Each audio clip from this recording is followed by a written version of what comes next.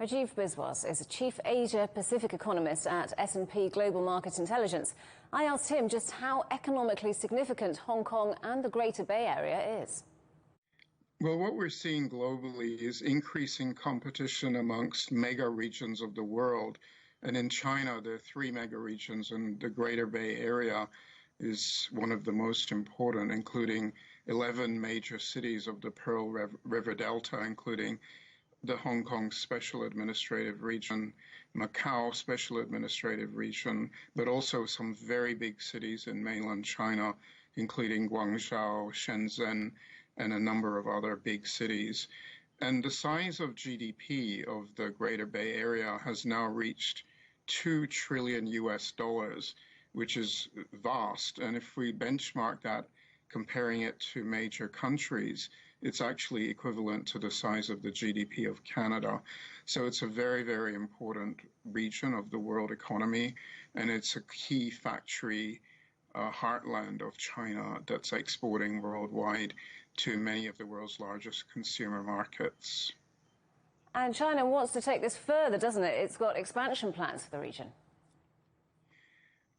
Very much so. And so the governments at both provincial level and national level have been putting a lot of resources into strengthening the infrastructure of this region, such as roads, bridges, airports, ports, but also, of course, technology and innovation is critical for global competitiveness. So a lot of investment into universities, research, and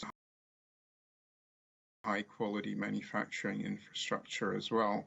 So I think all of those things are making this region more and more competitive globally. And I think within the Asia-Pacific region as well, what we're seeing is the Greater Bay Area is having more and more impact. And one of the vectors of competition is also financial infrastructure.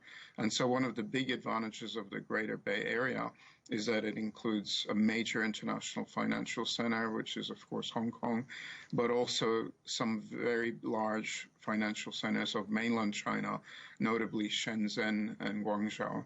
So I think the combination of all those also gives the Greater Bay Area a very strong financial competitive edge in terms of both commercial retail bank financing, but also venture capital financing and equity markets capital raising.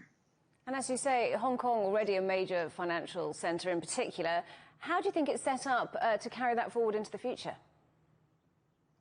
Well, I think Hong Kong is facing greater competition, not only from other international financial centers in the Asia-Pacific, notably Singapore, I would say, but also competing with mainland Chinese centers, of course, Shenzhen, Guangzhou on its doorstep and part of the Greater Bay Area as well, but also with other major financial hubs such as Beijing and Shanghai. But I think the great advantage that Hong Kong has is that it is an international financial center.